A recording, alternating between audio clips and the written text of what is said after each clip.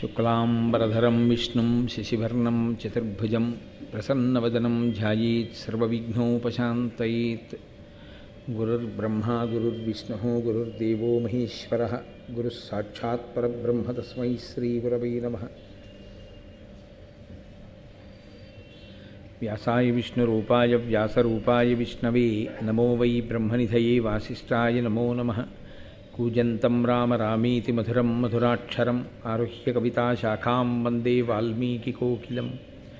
श्रुतिस्मृतिपुराणानाम् आलयं करुणालयं नमामि भगवत्पादशङ्करं लोकशङ्करं। वागर्धाविव सम्पृक्तौ वागर्धप्रतिपत्तये जगतः पितरौ वन्दे पार्वतीपरमेश्वरौ।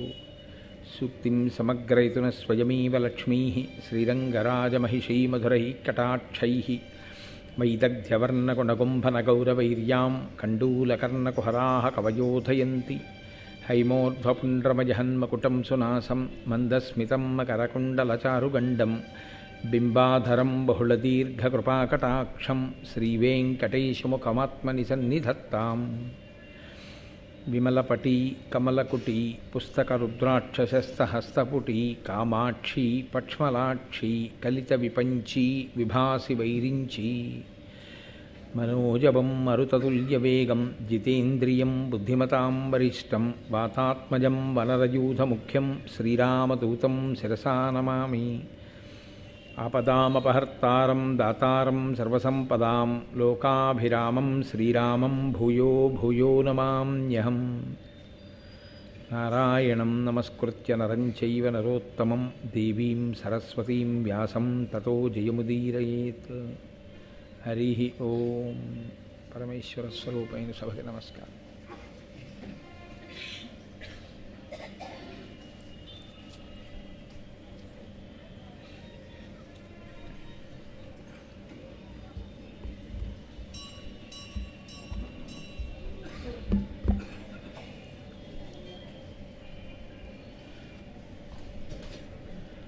పరమేశ్వరుడు భూభారము పెరిగిపోయినప్పుడు, భూభారం అనగా భూమి మీద ఈశ్వరుని యొక్క ఆదేశమును తిరస్కరించి, వేదము యొక్క ప్రమాణమును తిరస్కరించి, పరమేశ్వరుని చేత దత్తమైనటువంటి బుద్ధి కేవలము భోగలాలసయందు మాత్రమే ఉపయోగించుకుంటూ ఈశ్వర పథమునందు తనకు తాను తన కర్మల చేత ప్రతిబంధకాన్ని సృష్టించుకొని ధర్మమునకు వైక్లభ్యము కలిగేటట్టుగా ప్రవర్తించేటటువంటి వారి సంఖ్య అధికమైనప్పుడు తద్భారమును నివారించుట కొరకు ఆయన యొక్క చిద్విలాసము ఎంత విచిత్రంగా ఉంటుందో, ఎక్కడెక్కడ దాని కొరకు ముందు చూపుతో ఆయన మహర్షులను ప్రచోదనం చేసి ఎంత గొప్పగా వ్యూహరచన చేస్తాడు అన్న దాంట్లో అంతర్భాగంగా నిన్నను కర్ణ జననము గురించి మీరు విని ఉన్నారు. ఆ కర్ణుడు రాధ మరియు సూతుడు ఆ దంపతుల దగ్గర పెరుగుతున్నాడు. ఆయనకి వసుశేనుడు అని వాళ్ళు కుమారుడికి పేరుంచుకున్నారు. ఆ పేరుతో ఆ పిల్లవాడు అక్కడ పెరుగుతున్నాడు. పాండురాజు గారు అక్కడి నుంచి దిగ్విజయ యాత్ర చేసి భార్యలైనటువంటి కుంతి మాద్రి ఇద్దరితో కలిసి చాలా సంతోషంగా జీవితాన్ని గడుపుతూ ఆయన వేటాడడం కోసమని హిమాలయ పర్వత ప్రాంతములకు చేరుకున్నాడు. ఏదైనా సరే శాస్త్రంలో అవధి అని ఒకటి ఉంటుంది, ఒక పరిమితి. ప్రతిదానికి ఈశ్వరుడు ఒక నిర్ణయం చేసి ఉంచాడు, నువ్వు ఈ పరిమితిని దాటడానికి వీలు లేదు అంతే. ఆయన శాసనమునకు లోబడి ఉండవలసిందే. కానీ చాలా చాలా ఆశ్చర్యకరమైన విషయం ఏమిటంటే, ఒక్క మనుష్య ప్రాణి దగ్గరికి వచ్చేటప్పటికి మాత్రం ఆయన నువ్వు ఇలా వేదము ప్రమాణముగా స్వీకరించి జీవించు అని బుద్ధినిచ్చి విడిచిపెట్టాడు తప్ప నీవు ఇలా ఉండు అని శాసనం మాత్రం చేయలేదు. దానివలన ఏమవుతుందంటే మనుష్య ప్రాణి తనని తాను ఉద్ధరించుకోవడమో, తనంత తాను పాతాళమునకు పడిపోవడమో తానే నిర్ణయించుకోవలసి ఉంటుంది. ఉద్ధరేనాత్మనాత్మానం అంటాడు. అందుకే గీతాచార్యుడు ఎవరిని వారు ఉద్ధరించుకోవలసిందే తప్ప ఆ విషయంలో ఈశ్వర శాసనము ఉండదు. మీరు చూడండి, సముద్రమునకు చెలియలి కట్టు ఉంటుంది. సముద్రం ఎంత గొప్పదైనా, తరంగములతో అది భూమి మీదకి రాగలిగినటువంటి శక్తి కలదైనా ఈశ్వర శాసనం చేత అది ఎన్నడూ భూమి మీదకి రాదు. అలాగే అగ్నిహోత్రం, నిజంగా అగ్నిహోత్రం తలుచుకుంటే ఇల్లు కాదు ఊరు కాల్చగలిగిన ఆ అగ్నిహోత్రం కేవలం పాచకుడై, ఆయన వంట చేసి పెట్టేటటువంటి వాడై, ఇంట్లో మనకి వంట చెయ్యడంలో ప్రధానమైనటువంటి ఉపకరణంగా ఉంటాడు. హవ్యం వహతి దేవానాం కవ్యం కవ్యాసినామపి పాకంచ కురుతే వహ్ని శంకరస్యైవ శాసనాత్ అంటుంది లింగపురాణం. పరమేశ్వరుని యొక్క ఆదేశమును ఔదల దాల్చి ఆ అగ్నిహోత్రుడు ఇళ్లల్లో వంట చేసి పెడుతున్నాడు తప్ప ఆయన కర్మ ఏం కాలిందని మనకు ఆయన వంట చేసి పెట్టాలి. అందుకని పరమేశ్వర శాసనమును అన్ని ఔదల దాలుస్తాయి, పంచభూతములు కూడా. మనుష్యుడు తన బుద్ధి చేత తాను వేదమును ప్రమాణముగా స్వీకరించి జీవించగలిగితే ఉద్ధరణ పథం వైపుకి నడుస్తాడు. కాదు అని తనకిచ్చినటువంటి బుద్ధి కేవలం భోగములను అనుభవించడానికి మాత్రమే ఉపయోగించుకుంటే, ఆ పరిధిని అతిక్రమిస్తే, తనకి ఏర్పాటు చేయబడినటువంటి ధర్మమును తాను దాటిపోతే, దానిని వ్యసనంగా మార్చుకుంటే దాని చేత పతనమవుతాడు. వ్యసనము అన్న మాటకి అర్థం అదే. లల్ ధాతువుతో పిలుస్తారు, లౌల్యమును ఏర్పరుచుకునుట. అంటే దాన్ని ఎందుకొరకు చెయ్యాలో అందుకొరకు చేయడం మానేసి దాన్ని భోగమునకు ఉపకరణంగా తీసుకోవడం. రాజులు వేట తప్పకుండా వెళ్ళవలసినటువంటి స్థితి, వేటకి వెళ్ళాలి, వేటాడాలి. కానీ వేటాడడం అనేటటువంటిది ఒక వ్యసనంగా మారకూడదు.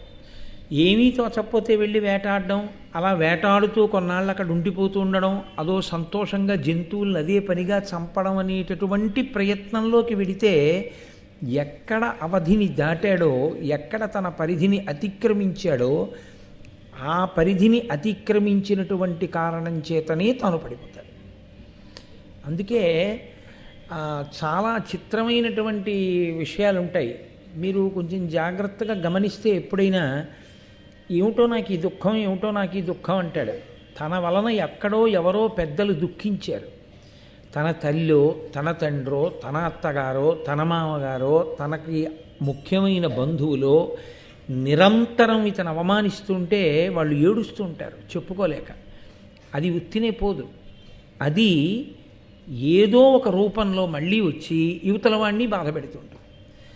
మనం ఎక్కడ పరిధిని అతిక్రమించామో పరమేశ్వరుడు దాన్ని గమనిస్తూ ఉంటాడు. ఏదో పొరపాటు అయిపోయింది, ఈశ్వర అతిక్రమించాను మన్నించు.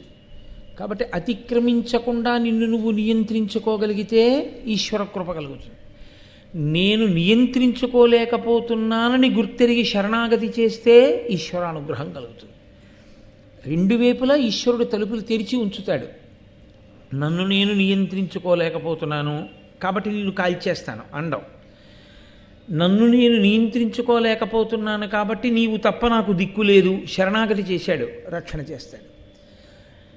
లేదు, వేదమును ప్రమాణంగా తీసుకుని సాధన చేసే ప్రయత్నంలో ఒడుదుడుకులను ఎదుర్కొంటున్నాడు, అప్పుడు ఈశ్వరుడు అనుగ్రహిస్తాడు, బలం ఇస్తాడు, ఏదో ఒకనాటికి గెలవగలుగుతాడు.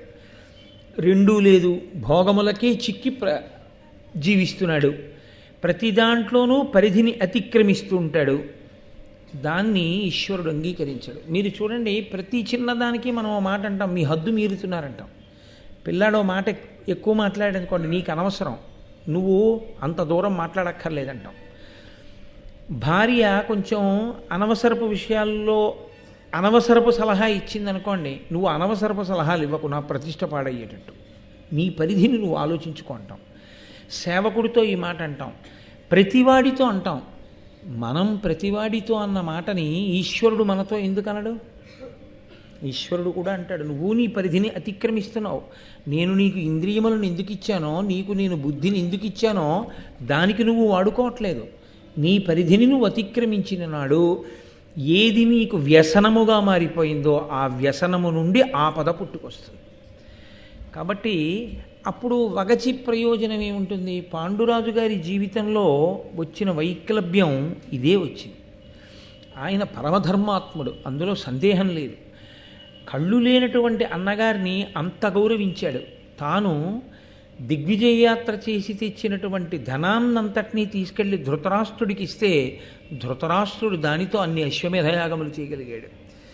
ఇంత గౌరవించినా ఆయనకి వేట వ్యసనం. అందుకే ఇది వంశంలో ఒకరికి ఉన్నాయనుకోండి ఇలాంటి వ్యసనాలు, వాళ్లతో విడిచిపెట్టదు. ఈ వ్యసన లక్షణం ఏం చేస్తుందంటే వంశానుక్రమంగా మళ్ళీ ఎక్కడికో వచ్చి ఎవరినో పట్టుకుంటుంది.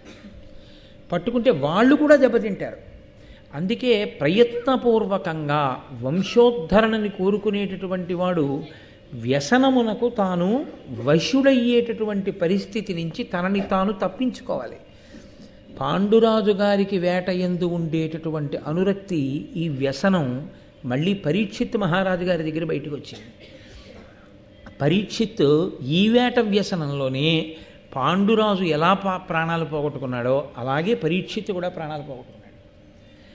కాబట్టి నీతో పోదు, నువ్వు దేని యందు మమేకమవడం నేర్చుకున్నావో అదే లక్షణం వంశంలో ఎక్కడో అక్కడ వస్తుంది. అందుకే పిల్లనిచ్చే ముందు 7 తరాలు అటు ఇటు చూడండి అంటారు. మహాత్ములు ఎప్పుడూ దాన ధర్మాలు చేయడమే, ఒకళ్ళకి పెట్టడమే, చాలా మంచి సౌశీల్యము కలిగినటువంటి వారు, నెమ్మదితనం కలిగినటువంటి మనుష్యులు, చాలా మంచివారు.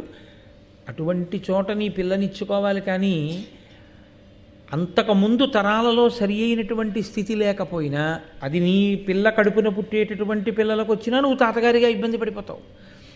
అందుకే పాండురాజు గారి జీవితం ఎంత చిత్రంగా మలుపు తిరిగిపోయిందో చూడండి. ఆయన చాలా గొప్పవాడు. నానాద్రవ్య నిరంతర దానముల అనూన యజ్ఞ దక్షిణలను ధాత్రీనాథుడు బ్రాహ్మణులకు శ్రీనిలయుల చేయుచుండె శిష్టప్రియుడై, ఆయన చేసినటువంటి దాన ధర్మముల చేత నిరుపేదలైన బ్రాహ్మణులు శ్రీమంతులయ్యారు. అంత గొప్ప దాన ధర్మాలు చేశాడు, అంతగా ధర్మానికి నిలబడ్డాడు. కానీ వేట వ్యసనం. అందుకని హిమవత్ పర్వత ప్రాంతానికి 2 భార్యలతో కలిసి వేటకి బయలుదేరాడు. వాసవ సన్నిభుండు హిమవన్నగ దక్షిణ పార్శ్వభూములన్ శ్రీసతిబోని కుంతియును చెల్వగుమాద్రియు తోడరాగా బాణాసన బాణభాసిత మహాభుజుడై విహరించుచుండే ఇచ్ఛా సదృశంబుగా గజావశాద్వయ మధ్య గజేంద్ర లీలతోన్. 2 ఆడ ఏనుగుల మధ్యలో వెళ్ళేటటువంటి ఒక మగ ఏనుగు, మదపుటేనుగు ఎలా వెడుతుందో అలా కుంతి మాద్రి ఇరుప్రక్కల ఉండగా తాను దేవేంద్ర వైభవంతో సాక్షాత్ లక్ష్మిని బోలినటువంటి కుంతి, ప్రకాశించేటటువంటి మాద్రి ఇద్దరు ఇరువైపులా కలిసి రాగా ఆయన బాణ పరంపరను గురి చూసి కొట్టగలిగినటువంటి లక్ష్యశుద్ధి కలిగినటువంటి వాడై గొప్ప దీర్ఘమైన బాహువులతో పరాక్రమంతో హిమవత్ పర్వత ప్రాంతమునకు వేట కొరకు బయలుదేరి వెళ్ళాడు. రోజు వెడుతున్నాడు, వేటాడుతున్నాడు. ఈయన అక్కడ ఉండిపోతే మరి ఈయనకి కావలసినటువంటి భోగ పదార్థాలు ఇవన్నీ ధృతరాష్ట్రుడు అంతఃపురం నుంచి పంపిస్తున్నాడు. ధృతరాష్ట్రుడు పంపించినటువంటి భోగోపకరణములన్నింటినీ వాడుకుంటూ ఆయనకి అక్కడ సంతోషంగా అనిపించింది. వేట అనేటటువంటిది రాజధర్మమునందు ఒక అంతర్భాగం. ఎంతకాలమో అంతకాలం వేటాడి వెళ్ళిపోవాలి. కానీ ఆయన అక్కడ ఉండిపోయాడు, చాలా కాలం ఉండిపోయి ప్రతిరోజు అదే పనిగా చక్కగా వచ్చిన వస్తువులన్నీ వాడుకోవడం, సంతోషంగా భోగం అనుభవించడం, తెల్లవారేటప్పటికి అరణ్యంలోకి వెళ్ళడం, ఏవో కొన్ని జంతువుల్ని పడగొట్టడం, వస్తూ ఉండడం. ఇది వ్యసనం కింద మారింది. ఒకరోజు అరణ్యంలో వేటకు బయలుదేరాడు. వేటకు బయలుదేరిన వాడి కోరిక ఏముంటుందండి? జంతువుల్ని పడగొట్టాలి. ఆ రోజు చాలాసేపు వెతికాడు. బుద్ధి దేనివల్ల భ్రంశం అయిపోతుందో చూపిస్తూ ఉంటారు. పంచమవేదం కదండి మహాభారతం. క్రోధాద్భవతి సమ్మోహ, సమ్మోహాత్ స్మృతి విభ్రమ, స్మృతి భ్రంశాత్ బుద్ధినాశో, బుద్ధినాశాత్ ప్రణశ్యతి. కాబట్టి ఆయన బయలుదేరాడు. బయలుదేరి వేటకు వెళ్ళిన తర్వాత అరణ్యంలో ఆయనకి ఒక్క మృగం కూడా కనపడలేదు. ఎక్కడ లేని కోపం వచ్చింది. ఎప్పుడైతే కోపం వచ్చిందో అప్పుడు బుద్ధి భ్రంశమైపోయింది. బుద్ధి ఎప్పుడు భ్రంశమైపోయిందో అప్పుడు నేను ఇలా వేటాడవచ్చా, ఇలా వేటాడకూడదా, ధర్మాన్ని మర్చిపోయాడు. మరిచిపోయి ఒక చోట ఆయనకి ఒక ఇర్రి అంటే మగలేడి, ఒక ఆడలేడి 2 క్రీడిస్తూ కనపడ్డాయి. ఆయన మనసిజరాగంబున పెనగిన ఇర్రిని లేడి చూచి కృతహస్తుడు పెల్చన ఏ నమ్ము నారింటిని త్రెళ్ళగా చేసే కడు కఠిన హృదయుండై. నన్నయ్య గారు ఋషితుల్యుడు. ఆయన నిర్దాక్షిణ్యమైనటువంటి తీర్పు చెప్పేస్తున్నారు. వేటాడేవాడు బాణం వేసి కొట్టేది మృగం చచ్చిపోవాలనే కొడతాడు. ఇన్నాళ్ళు పాండురాజు వేటాడితే కఠిన హృదయుడు అననటువంటి వారు, వేదవేదాంగములు చదువుకున్నాడని కితాబిచ్చినటువంటి వారు, అటువంటి వ్యాసుడన్న మాటని ఆంధ్రీకరిస్తున్నారు నన్నయ్య గారు. కఠిన హృదయుడై అంటే చెయ్యకూడని పనిని చేస్తున్నాడు, ధర్మమును అతిక్రమించాడు. ఇందువలన అంటే మనసిజరాగంబున పెనగిన ఇర్రిని లేడిని చూచి. ఒక ఆడలేడి మగలేడి రెండూ కూడా మన్మథతాపమునకు గురి అయినవై, సమస్త జీవకోటి యందు అది అంతర్భాగం, ప్రత్యుత్పత్తి యందు మన్మథరాగము కలిగినటువంటివై ఒకదానితో ఒకటి క్రీడిస్తున్నాయి. ఆ క్రీడిస్తున్నటువంటి వాటిని చూసి వాటి మీద ఏకకాలంలో 5 బాణములను ప్రయోగించాడు. 5 బాణములను ఒకేసారి ప్రయోగించిన కారణం చేత మగలేడి ఆడలేడి వెంటనే కింద పడిపోయింది. కింద పడిపోగానే వాటిలోంచి స్వశరీరములతో ఎవరు కామరూపులయ్యేటువంటి లేడి రూపాన్ని ధరించారో ఆ మునిపత్ని ఇద్దరు ఆ లేడి శరీరాన్ని విడిచి పైకి వచ్చారు. వాళ్ళు ఒక మునిపత్ని. వాళ్ళకి వాళ్ళు చేసినటువంటి తపస్సు యొక్క గొప్పతనం చేత కామరూపం అలవాటు పడింది. వాళ్ళకి ఆ శక్తి ఉంది కాబట్టి వాళ్ళు మనుష్య శరీరంతో కాదు, మన ఇద్దరం మగలేడి ఆడలేడిగా క్రీడిద్దాం అరణ్యంలో అనుకున్నారు. అనుకుని వాళ్ళు లేడీ రూపాల్ని ధరించి క్రీడిస్తున్నారు. ఎక్కడైనా ధర్మం ఏమిటంటే అలా మన్మథ క్రీడ యందు ఉన్నటువంటి జంతువులను బాణం వేసి రాజు కొట్టకూడదు. అది మినహాయింపు. ఎంత వేటాడుతున్నా వాటిని విడిచిపెట్టేసేయాలి. కానీ ఈయన 5 బాణములతో ఆ మృగాల్ని కొట్టాడు. కొడితే ఆడలేడి రూపంలో ఉన్నటువంటి మునిపత్ని వెంటనే శరీరాన్ని విడిచిపెట్టేసింది. ముని మాత్రం ఇంకా కొస ప్రాణంతో మిగిలి ఉన్నాడు. ఆయన ప్రాణం పోతోందని బాధపడలేదు, ప్రాణం పోయేటట్టుగా పాండురాజు కొట్టాడని కోప్పడలేదు. ఇది చాలా చిత్రంగా ఉంటుంది. వాళ్ళకి ఎప్పుడూ ధర్మమే. ఆయన వెంటనే శాపవాక్కు విడిచిపెట్టేయచ్చు. ఎందుచేత అంటే ఆయనకు ఆ తపశ్శక్తి ఉంది. కానీ కోపంతో శాపవాక్కు విడిచిపెట్టేశాడో, అవతలవాడు కానీ ధర్మమునందు నిలబడినవాడై ఉన్నాడో తనని కట్టి కుడిపేస్తుంది. ఈ జన్మకేం లేకపోవచ్చు, కానీ ఆఖరి క్షణంలో చేసినటువంటి పాపమైనా ఉత్తర జన్మల్లో పాడు చేసేస్తుంది. దానికి ఇంత తపస్సు ఎందుకు చేసినట్టు? కాబట్టి ఆ కొస ప్రాణంతో కూడా ఆయన ధర్మాన్ని ప్రశ్న వేశాడు. నీ ఎందు ధర్మం ఉన్నదా? ఇది న్యాయం, నువ్వు ఎందుకు వేసావు బాణం అని అడిగాడు. ఇప్పుడు సమర్థించుకోగలిగితే పాండురాజు కొస ప్రాణంతో విన్నాడండి. పరాకుబడి కాదు, బహుజాగ్రత్తగా, పరాకు లేకుండా వింటున్నాడు ముని. ఏమిటి ఆయాసపడిపోతూ ఆఖరి ప్రాణంతో రొప్పుతూ, ఒకవేళ రాజు ధర్మమునందు నిలబడి నన్ను కొట్టలేదు కదా, ధర్మమునందు నిలబడి కొట్టి ఉంటే నేను ఒక్క మాట అనడానికి వీల్లేదు. కాబట్టి ఎందుకు కొట్టావు అని అడగచ్చు. కానీ ఆయన అలా అడగలేదు ముని. ఆయన ఆ కనపడినటువంటి పాండురాజును అన్నాడు, పరవనోపకయున్న మయమిరిచి పెంటి పెనగియున్నను ప్రసవింప మొనసియున్న తివులు కొనియున్న మృగముల తివిరి ఏరు రెరచి ఆహారముగమను నెరుకులైన. నువ్వు పరవనోపకయున్న పరుగెత్తలేక దెబ్బ తగిలి నిలబడిపోయినటువంటి ప్రాణిని రాజు కొట్టకూడదు వేటలో. 2 మైమెరచి పెంటి పెనగియున్న ఆడజీవితో మగజీవి జంతువైనా సరే మన్మథ క్రీడ సలుపుతున్నటువంటి వేళలో బాణం వేసి చంపకూడదు. 3 ప్రసవింప మొనసియున్న, అది ఈనుతుంటే పిల్లల్ని పెడుతున్నటువంటి సమయంలో బాణం వేసి కొట్టకూడదు. తెవులు కొనియున్న మృగముల, అనారోగ్యంతో బాధపడుతూ కదల్లేక ఉన్నటువంటి మృగాన్ని బాణం వేసి కొట్టకూడదు. తివిరి ఏయ రెరచి ఆహారముగమను ఎరుకలైన, జంతువులను చంపి దాని మాంసాన్ని ఆహారంగా తిని బ్రతికేటటువంటి ఎరుక వాళ్ళు కూడా, అరణ్యాలలో తిరిగేటటువంటి అటువంటి జాతివారు కూడా కడుపు కాలిపోతున్నా, తినడానికి దొరకకపోయినా అటువంటి వారు కూడా ఇటువంటి వర్గములోకి వచ్చిన వాటిని, కదలలేకపోయిన వాటిని, ఆడజీవితో క్రీడిస్తున్నదాన్ని, లేకపోతే అనారోగ్యంతో ఉన్నదాన్ని, ప్రసవిస్తున్నదాన్ని కొట్టరు, కొట్టి చంపి దాని మాంసం తినరు, దాన్ని విడిచిపెట్టేస్తారు. అటువంటిది నీకు మాంసం తిని బతకవలసిన అవసరం లేదుగా. నువ్వు రాజువి కదా, నువ్వు వేటకు కదా వచ్చావు. వేటకి వచ్చిన వాడివి మన్మథ క్రీడ సలుపుతున్నటువంటి లేళ్ల రూపంలో ఉన్నటువంటి మాయురువిరి మీద 5 బాణములు దేని కొరకు వేశావు? ధర్మము నువ్వు తప్పలేదా అని అడిగారు. ఇక్కడ కథ పెద్ద మలుపు తిరిగిపోయింది. వెంటనే పాండురాజు ధర్మం తెలిసున్నవాడు కాబట్టి, నిజమే నాది పొరపాటు, నన్ను క్షమించండి అని గుర్రం దిగి నేల మీద పడుంటే కథ ఎలా ఉండుండేది.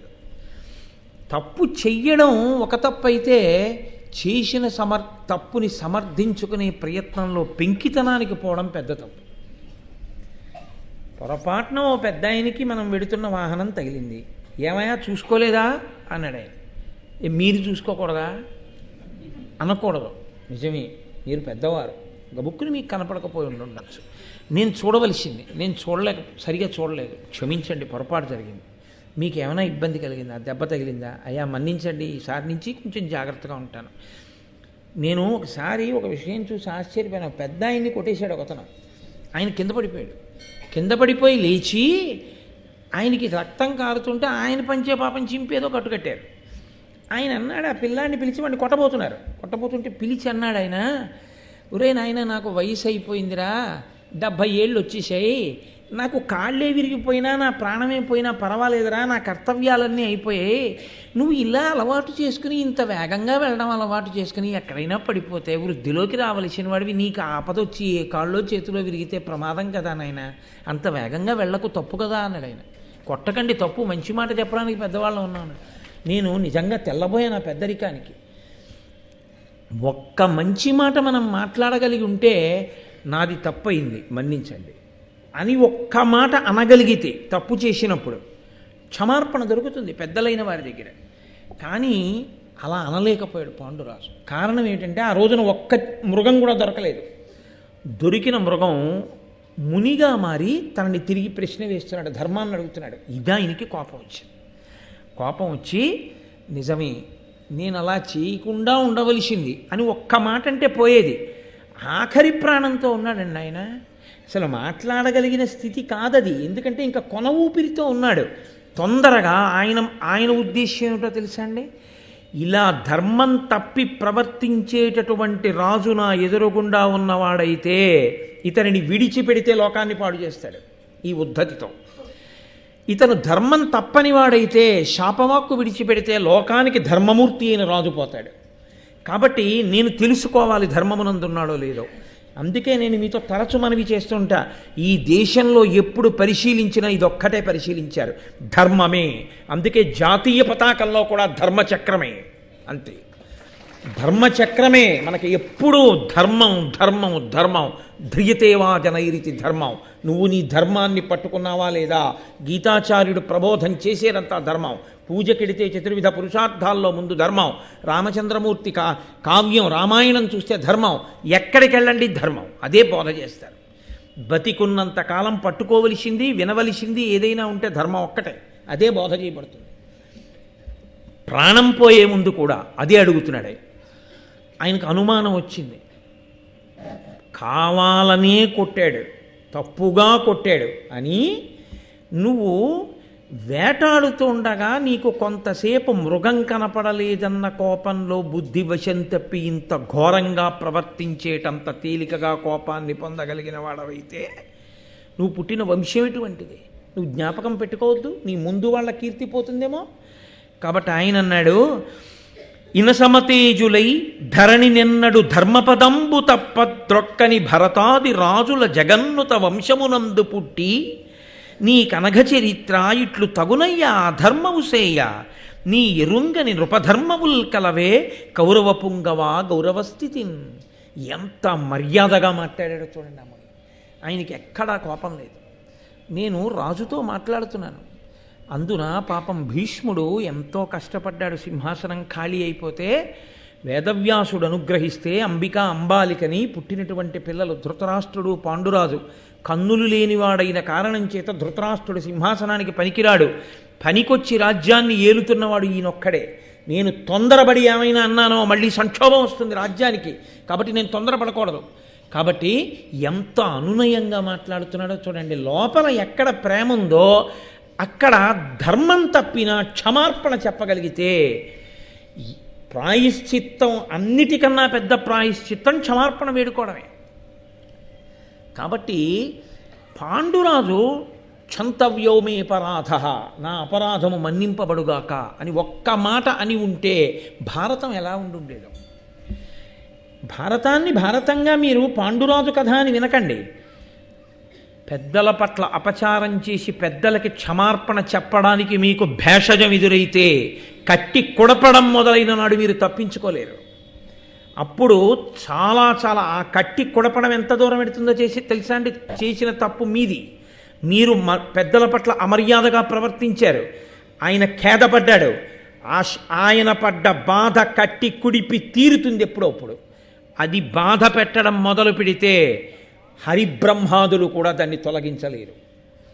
అప్పుడు మళ్ళీ ఆయనకే క్షమార్పణ చెప్పవలసి ఉంటుంది, మీరు గుర్తు తెచ్చుకొని. అప్పటికి మీరు శరీరం విడిచిపెట్టి ఉంటే భావితరాలు పాడైపోవలసిందే. ఆ స్థితి రాకుండా ఉండాలంటే మనుష్యుడన్న వాడికి ఎప్పుడూ ఒకటి జ్ఞాపకం ఉండాలి. ఏదో ఒక అహంకారం చేత తప్పు చేశానని లోపల తెలిసి కూడా బుకాయించుకునే లక్షణం ఉండకూడదు. తప్పు చేస్తే అయా నన్ను మన్నించండి అన్నవాడెవరో వాడు మెట్లు ఎక్కుతున్నాడు.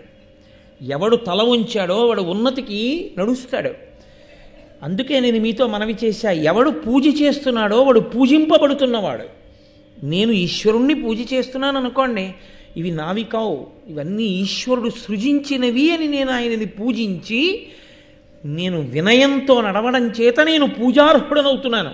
పూజ చేసిన వాడు పూజార్హుడవుతాడు తప్ప అసలు వినయం లేనివాడు కొన ఊపిరితో ఉన్నటువంటి ముని ధర్మమును ప్రశ్న వేస్తే ఇటువంటి వంశంలో పుట్టావు అని అడిగినప్పుడైనా నీ వంశంలో భరతాది మహాపురుషులు పుట్టారు, వారెన్నడూ ధర్మం తప్పలేదు, ధర్మం తప్పకుండా పరిపాలించారు.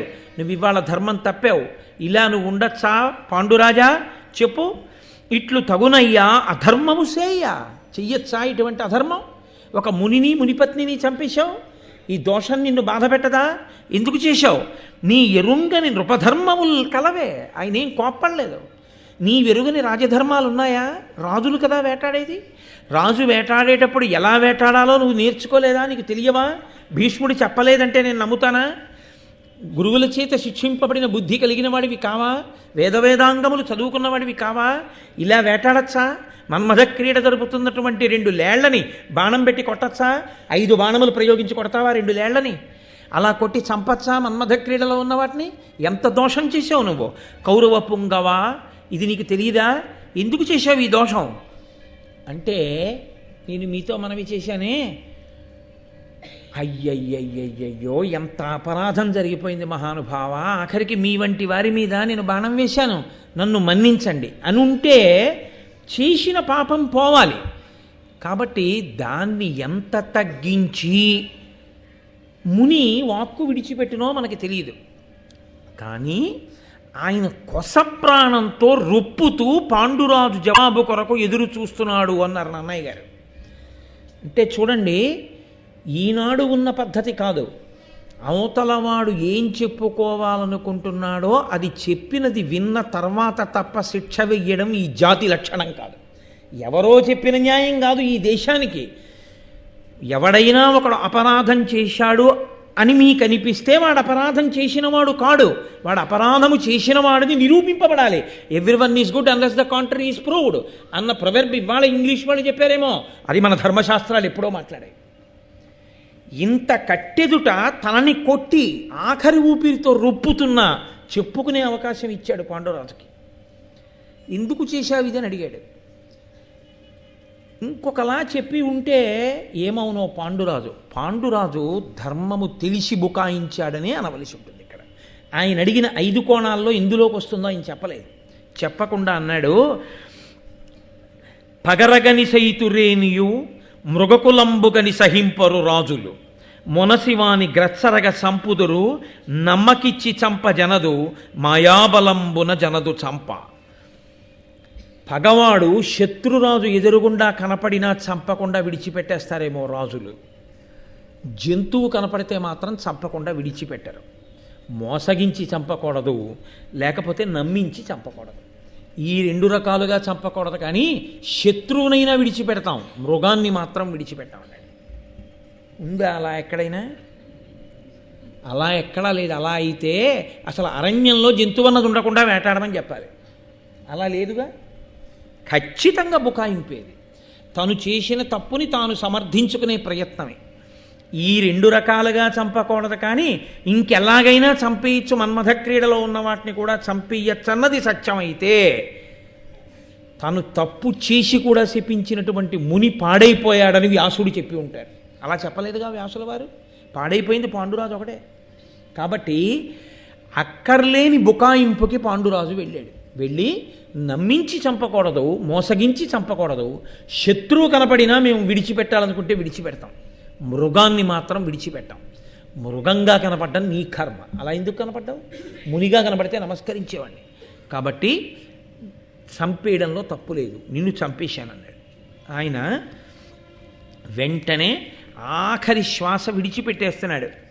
విడిచిపెట్టేస్తూ అన్నాడు, ఖచ్చితంగా దోషం. బాణాలు వేసి చంపడం ఒక దోషం అయితే, ధర్మాన్ని విడిచిపెట్టేసిందే కాకుండా అధర్మాన్ని ధర్మంగా చూపించి వాదించే ప్రయత్నం చేయడం ఇంతకన్నా పెద్ద తప్పు. శంకరాచార్యుల వారు అవతార పరిసమాప్తి చేసేస్తుంటే శిష్యులందరూ వెళ్ళి అన్నారు, మీరు ఇచ్చినటువంటి వాంగ్మయం మహాసముద్రం, ఎవరు చదవగలరు? మాకు ఏదైనా సూక్ష్మంగా తేలికగా అర్థమయ్యేటట్టుగా మాకు ఏదైనా సందేశం ఇవ్వండి అన్నారు. ఆయన శరీరాన్ని విడిచిపెట్టేస్తూ చెప్పిన మాటలు, వేదో నిత్యమధీయతాం తదుదితం కర్మస్వనుష్ఠీయతాం. వేదమును నిత్యము చదువుకోండి, వేదమే ప్రమాణము, వేదం ఏం చెప్పిందో అదే ప్రమాణం. తదుదితం కర్మస్వనుష్ఠీయతాం, వేదం ఎలా చెప్పిందో మీరు చేసే పనులు అలాగే చెయ్యండి. మీకు ఉన్నటువంటి జ్ఞానం ఏదిందో, మీకు పరమేశ్వరుడిచ్చిన వాక్కు ఏదిందో దాన్ని ఎప్పుడూ వేద ప్రమాణమును సమర్థించడానికే ఉపయోగించండి. దుస్తర్కాస్తు విరమ్యతాం. వేదము చెప్పిన ధర్మము కాదని వాదించడానికి మీ వాగ్బలమును ఉపయోగించవద్దు, పాడైపోతారు. కాబట్టి దుస్తర్కాస్తు విరమ్యతాం, శృతిశిర పక్ష సమాశ్రీయతాం. మీరు ఆ వేదము చెప్పినటువంటి మాటలను మాత్రమే ఆదరించండి. మహానుభావుడు శంకరులంతటి వారిది అదే తీర్పు, అదే చిట్ట చివరి సందేశం. ఎప్పుడైతే రాజు బుకాయించాడో ఆఖరి ఊపిరిని వాక్కుగా మార్చాడు ముని. ఊపిరి మీద కదండి వాక్కు ఉంటుంది. ఇప్పుడు ఆయన తపోబలమంతా శాపవాక్కుగా వచ్చి మీద పడిపోతోంది. 5 బాణముల చేత ముని శరీరం విడిచిపెట్టినా చేసుకున్న తపస్సుకు ఉత్తమ శరీరంలోకి మళ్ళీ పెడతాడు. కానీ బతికున్న పాండురాజు పనికి మాలినవాడై కూర్చుంటాడు. ఆఖరి ఊపిరి వాక్కుగా మారిపోతోంది. ఇది క్షమించాను అన్న వాక్కుగా మార్చుకోవడము పాండురాజు చేతిలోనే ఉంది. తనని తాను పాడు చేసుకునే మాటగా అవతల వారి నుంచి తెచ్చుకోవడము పాండురాజు చేతిలోనే ఉంది. అందుకే మనకి మాట ఉంది కదా అని వాడకూడదు. మాట ఏదైనా సాధిస్తుంది లోకంలో. మాటల చేత దేవతలు మన్నన చేసి వరంబులిత్తురు. మాటల చేతనే దేవతలు మన్నించి వరం ఇస్తారు. మాటల చేతనే శత్రువులు పెరిగి ప్రాణాలు కూడా పోతాయి.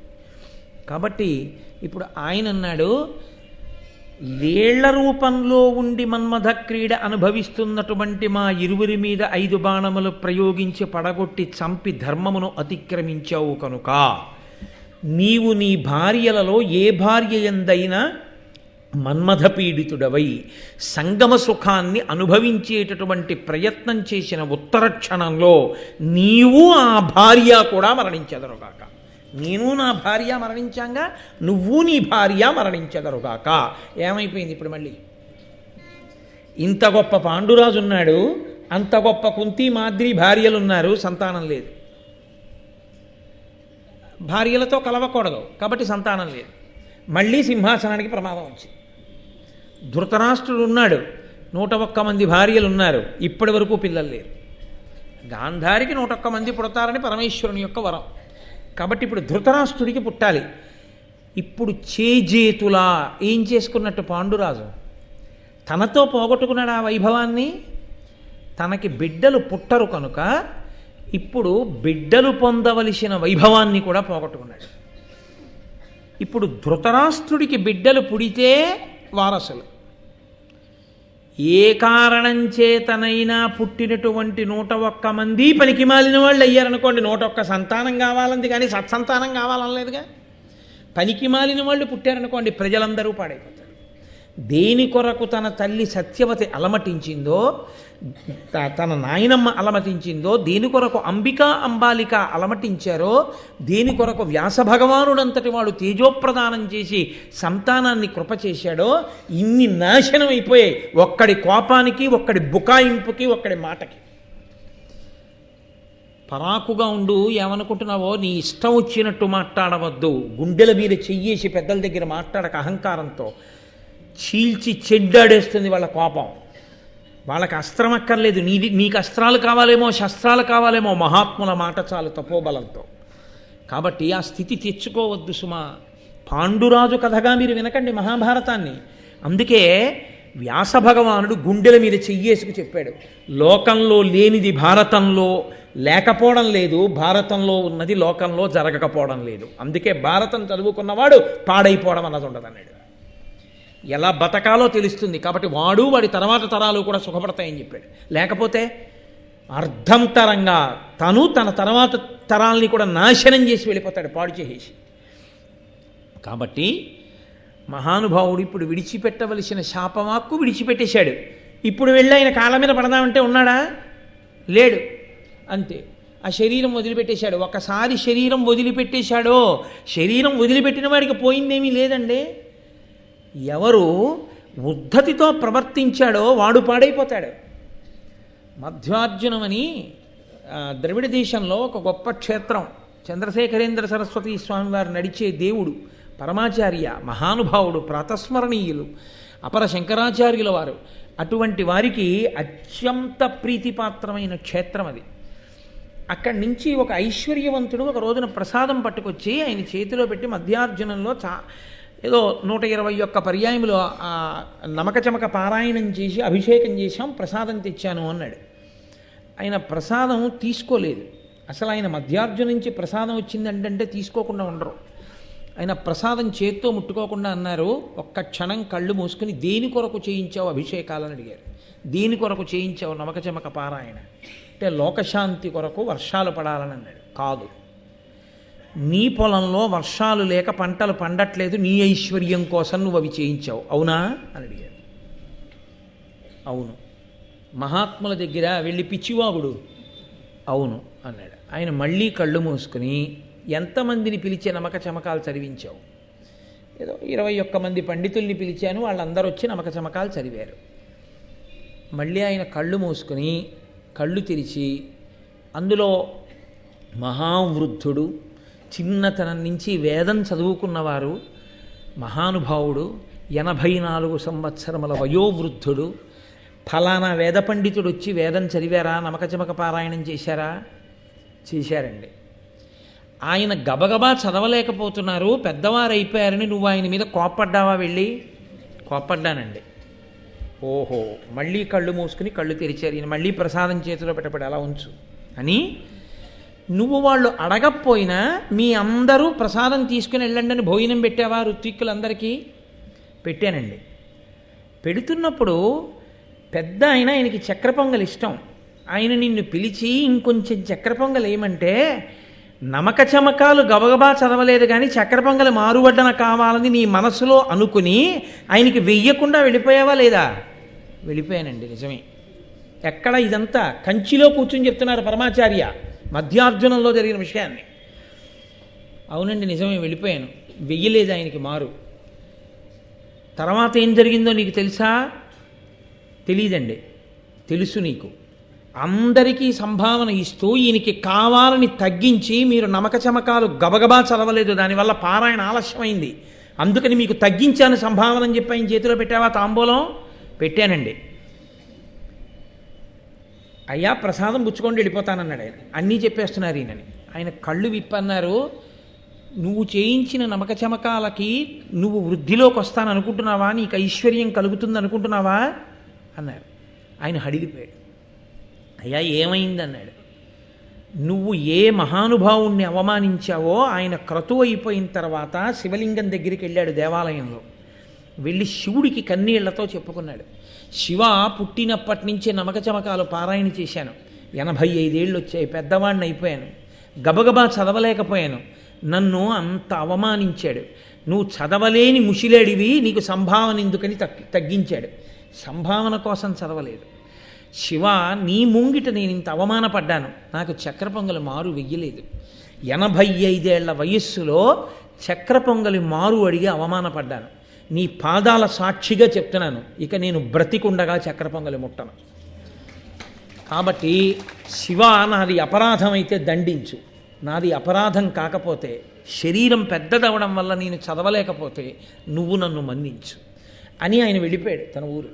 పక్కనే ఓ పల్లెటూరు. పరమాచార్య కళ్ళు తెరిచన్నారు, ఇలా ఏడిచి వెళ్ళిపోయాడు ఆ బ్రాహ్మణుడు, నీకు తెలుసా అని అడిగాడు. అయ్యి బాబోయ్ నాకు తెలియదండి అన్నాడు.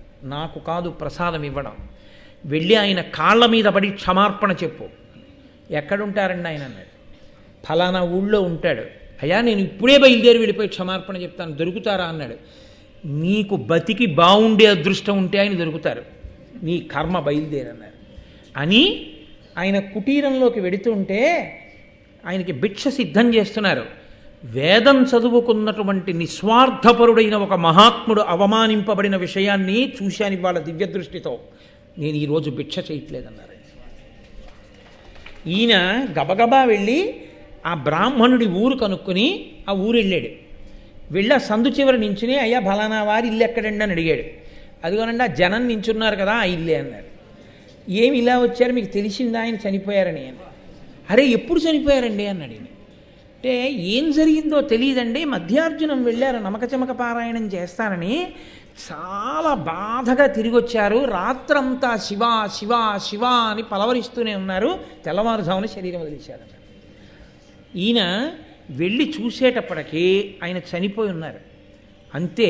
ఆ తర్వాత ఏమైందో తెలుసా అండి, పేర్లు వాడడం నాకు ఇష్టం లేక నేను చెప్పలేదు, కానీ మీరు ఇప్పటికీ పరమాచార్య స్వామి వారి శరీరంతో ఉండగా ఉన్న లీలలు చదివితే మీకు ఆ పేర్లు కూడా కనపడతాయి. నేను వాడడం ఇష్టం లేక నేను ఆ పేర్లు వాడలేదు.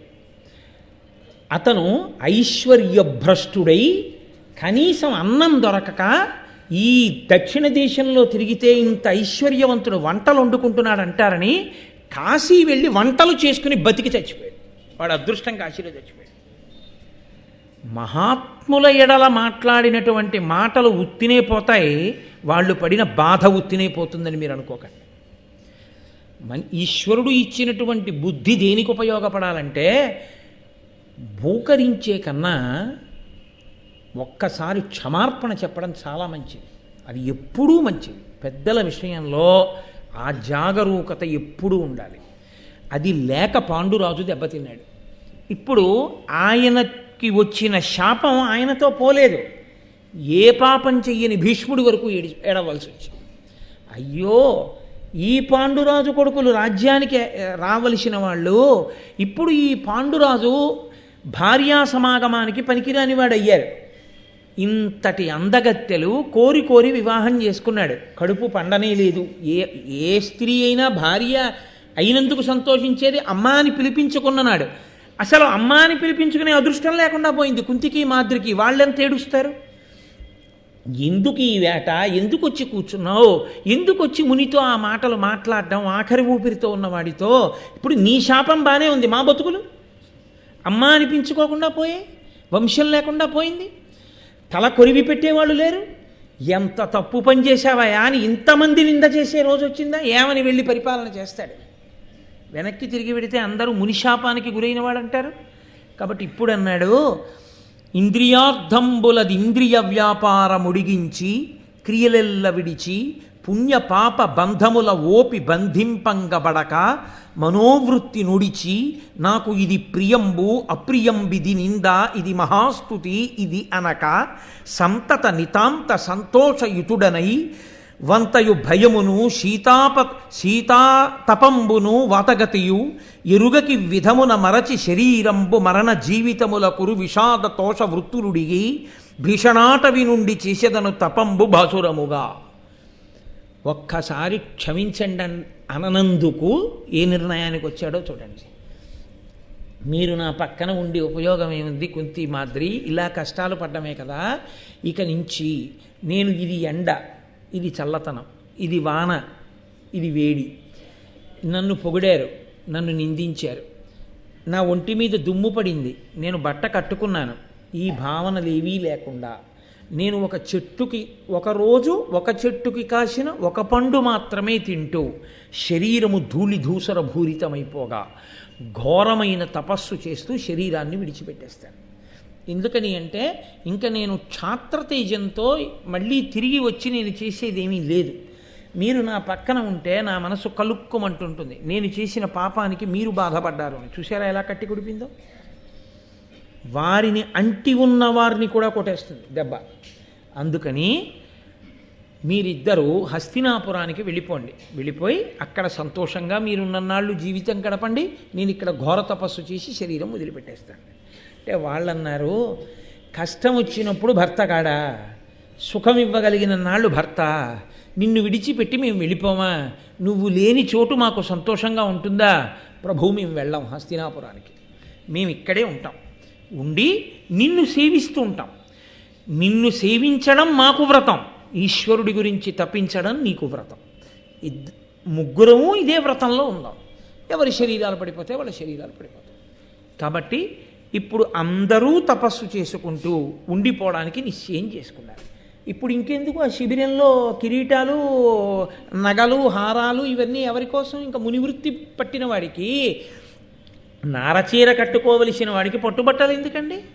కాబట్టి అమూల్యమణి భూషణంబులు గజాశ్వ బృందములున్ సమృద్ధ ధన ధాన్య రాసులు ప్రశస్త గోవర్గమున్ క్రమంబునను భూసురేషులకు అగణ్య పుణ్యార్థి అయి అమర్త్య నిభుడిచ్చే పాండు విభుడు అత్యుదార స్థితిన్. తన దగ్గర ఉన్నటువంటి గుర్రాలు, ఏనుగులు, ధనము, ధాన్యము, ఐశ్వర్యము, రత్నాలు, వజ్రాలు, మెడలో వేసుకునేటటువంటి ఆభరణాలు, మణిభూషణాలు అన్నిటినీ కూడా బ్రాహ్మణుల్ని పిలిచి దానం చేసేశాడు. తాను ఏమీ లేనివాడైపోయాడు. ఇందువల్ల ఒక్క మాట ఎక్కడికి వెళ్ళిందో చూడండి. తన భార్యలు నారచీరలు కట్టుకుని ఇప్పుడు తపోవృత్తిలో ఘోరమైనటువంటి తపస్సు చేస్తూ ఉండిపోయిన తర్వాత ఒకానొక రోజున ఆయన అలా దాటుతూ శతశృంగ పర్వత శిఖరం దగ్గరికి చేరుకున్నాడు. అక్కడ ఒక అమావాస్య తిథి వచ్చింది. ఆ అమావాస్య తిథి నాడు పితృదేవతలు, బ్రహ్మర్షులు మొదలైనటువంటి వారు బ్రహ్మలోకానికి నడిచి వెళ్ళిపోతున్నారు. వాళ్ళ తపశ్శక్తి అటువంటిది కాబట్టి వాళ్ళు వెళ్ళిపోగలరు. వాళ్ళు వెళ్ళిపోతుంటే పాండురాజు గారు కూడా నేను వస్తానని ఇద్దరు భార్యలతో కలిసి నడుస్తుంటే ఆ బ్రహ్మర్షులు వెనక్కి తిరిగి చూసన్నారు, వాళ్ళిద్దరూ సుకుమారులు, రాచకాంతలు. నువ్వు వాళ్ళని ఇంత నడిపిస్తున్నావు, ఎదర నడిచేటటువంటి భూమి సమతలంగా ఉండదు, మిట్టపెల్లాలుగా ఉంటుంది, వాళ్ళు నడవలేరు. కాబట్టి అమావాస్య తిథి నాడు పరమేష్ఠి మహానుభావుడు చతుర్ముఖ బ్రహ్మగారి దర్శనం చేసి సేవించడానికి పితృదేవతలందరము బ్రహ్మర్షులము ఆయన లోకానికి వెళ్ళి దర్శనానికి వెళుతున్నాం. కాబట్టి నువ్వు రాలేవు మాతోటి, కాబట్టి నువ్వు ఇక్కడ ఉండిపో అంటే ఆయన అన్నాడు, ఆగి బహుశా నన్ను ఈ కారణానికి ఆగిపోమ్మన్నారేమో అని ఆయన అన్నాడు, సంతానమును పొందనటువంటి వాడెవరుంటాడో అటువంటి వాడికి స్వర్గద్వారం చూసేటటువంటి అవకాశము లేదు అంటారు. పున్నామ నరకము అని ఒక నరకం ఉంటుంది. ఆ నరకాన్ని పుత్రుడు కొడుకుంటే మాత్రమే దాటగలరు అని. పుత్ అనే నరకాన్ని దాటిస్తాడు కాబట్టే పుత్రుడు. అందుకే నేను శాస్త్రవాక్కు చెప్తున్నాను, నేను ఎవరిని చిన్నబుచ్చడం నా ఉద్దేశ్యం కాదు, ఎవరి మనసు బాధపడేటట్టు మాట్లాడడం నా మనసు యొక్క లక్ష్యము అంతకన్నా కాదు. కేవలం ఇక్కడ కూర్చున్నప్పుడు శాస్త్రమును నేను చెప్పవలసి ఉంటుంది కాబట్టి చెప్తున్నాను అంతే. కాబట్టి పుత్రుడు ఉండాలి. ఆ అందుకే ఎన్ని రకాలుగా పుత్రుల్ని పొందవచ్చో కూడా మహాభారతం చెప్తుంది. కనీసంలో కనీసం అభిమానపుత్రుడైనా ఉండాలని చెప్పి. కాబట్టి నేను పుత్రులు లేనివాణ్ణి, సంతానమే లేదు, కాబట్టి నాకు స్వర్గద్వారం చూసి అధికారం లేదు అంటారు. నిజమేనా మహానుభావ అని అడిగాడు. అంటే వాళ్ళు అన్నారు, నీకు పుత్రులు లేరని ఎవరు చెప్పారని అడిగారు. ఆయన అన్నాడు, అదేమిటి, నాకు ఎలా ఉంటారు పుత్రులు? నాకు భార్యా సంగమము నిషిద్ధము, నేను మరణిస్తానని ముని శాపం ఇచ్చాడు నాకు. కాబట్టి ఇప్పుడు నేను ఎలా సంతానాన్ని పొందుతాను అంటే వాళ్ళు అన్నారు, మహానుభావుడైనటువంటి ధర్మస్వరూపుని వలన, వాయుదేవుని వలన, ఆ తరువాత ఇంద్రుని వలన, అశ్వనీ దేవతల వలన నీకు 5 కుమారులు తేజోవంతులు కలుగుతారు. నువ్వు ఉన్నత లోకములను పొందుతావు. కాబట్టి నువ్వు దాని గురించి విచారించవద్దు. నీకు సంతానం కలుగుతుంది, కానీ నీవు మాత్రము మాతో రావద్దు. కానీ నువ్వు అన్నావే వాక్కొకటే, పుత్రులు లేకపోతే ఆ ప్రమాదం వస్తుందా అని అడిగావే, అది యథార్థమే. ఒక గృహస్థు అంత జ్ఞానమును పొంది అటువంటి స్థితిని పొందితే అది వేరు మాట. ఓ శంకరాచార్యుల వారి స్థితో, లేకపోతే ఒక భగవాన్ రమణుల స్థితో, లేకపోతే ఒక పరమాచార్య స్వామి వారి స్థితో పొందిన వాడికి ఆ సూత్రము వర్తించదేమో, కానీ సామాన్యమైన గృహస్థుకు మాత్రం ఆ సూత్రము వర్తిస్తుంది. అపుత్రస్య గతిర్నాస్తి.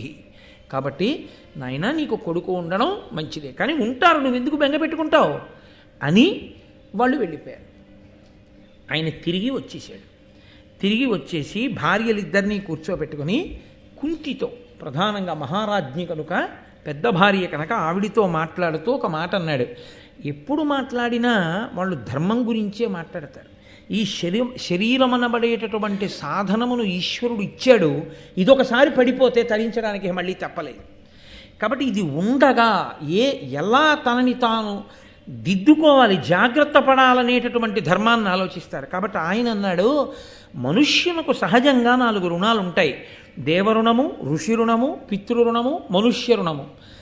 దేవరుణాన్ని తీర్చుకోవడానికి యజ్ఞయాగాది క్రతువులు చేస్తారు. నేను చేశాను, దేవరుణం తీరిపోయింది. ఋషి రుణం నైష్ఠిక బ్రహ్మచర్యము చేత, శాస్త్రములను అధ్యయనం చేయడం చేత, వేదాధ్యయనము చేత తీరిపోతుంది. నేను చదువుకున్నాను, వేదాంగములు చదివాను, నాకు ఋషి రుణం తీరిపోయింది. సాటి మనుష్యుల పట్ల దయాళువై ప్రవర్తించడం చేత మనుష్య రుణం తీరిపోతుంది. నేను అలా ప్రవర్తించాను, నాకు మనుష్య రుణం తీరిపోయింది. ఈ శరీరం పడిపోయిన తరువాత కూడా ఒక రుణం తీర్చుకోలేదని నా ఖాతాలో వేసి రుణం తీర్చకుండా వచ్చావు, కాబట్టి ఈ జీవుడు ఉన్నత లోకాల్ని చూడడానికి వీల్లేదని ఆపేస్తారు. అదిగో అటువంటి పితృ రుణం ఉండిపోయింది. తండ్రి గారు నన్ను కన్నందుకు నేను ఒక కొడుకుని కనాలి, కానీ వంశాభివృద్ధిని చూపించాలి. కొడుకు పుట్టకపోతే అంటే 1000 మార్గాలు శాస్త్రం చూపించింది, ఆ మార్గంలో కొడుకుని పొందాలి. కాబట్టి దత్తత తీసుకోవాలి, అభిమానపుత్రుడు ఉండాలి. ఎన్నో చెప్పాడు పాండురాజు గారు ఆ పుత్రుల యొక్క లక్షణాలన్నీ చెప్పి, కొడుకు ఉండాలి. కాబట్టి అలా లేకపోతే ధర్మమునందు నేను ఉన్నత లోకాలు పొందలేను, పడిపోతాను, నాశనం అయిపోతాను. కాబట్టి కుంతి, నేను నిన్ను ప్రార్థన చేస్తున్నాను, నువ్వు నన్ను అనుగ్రహించి మేము ఎలా వ్యాసభగవానుని యొక్క అనుగ్రహంతో అంబాలిక యందు ధృతరాష్ట్రుడు, నేను, విదురుడు పుట్టామో, అలా నియోగ విధానము వలన భర్త అనుమతిస్తే దోషం లేదు. కాబట్టి విధవ అయినప్పుడు దోషం లేదు నిస్సంతువుగా, భర్త సంతానము కొరకు అంగీకరించినప్పుడు దోషం లేదు. కాబట్టి నువ్వు అటువంటి బ్రహ్మజ్ఞాని వలన సంతానమును పొందు అని అడిగాడు. ఆవిడంది, ఇంత గొప్ప వంశాన్ని మెట్టాం, పాండురాజు భార్యలు అనిపించుకున్నాం, మనసులో కూడా ఎన్నడూ పరపురుషుణ్ణి స్మరించలేదు. ఎంత ఆపద వచ్చిందయా ఇవాళ మనకి, తెలిసి నేను అలా సంతానాన్ని పొందడానికి నా మనసు అంగీకరించలేకపోతోంది.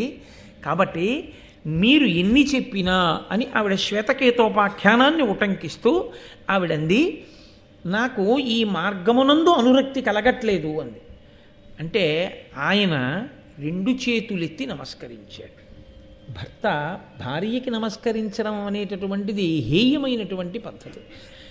అలా దశరథ మహారాజు గారు రామాయణంలో ఎన్నో మార్లు నమస్కరించాడు, కైకాని మనసు మార్చుకోని. ఆవిడ శిరస్సు తన్నింది. అసలు ఆవిడ విననేలేదు ఆయన మాట. ఎన్ని మాటలు మూర్చబోయినా ఆవిడేం వినలేదు.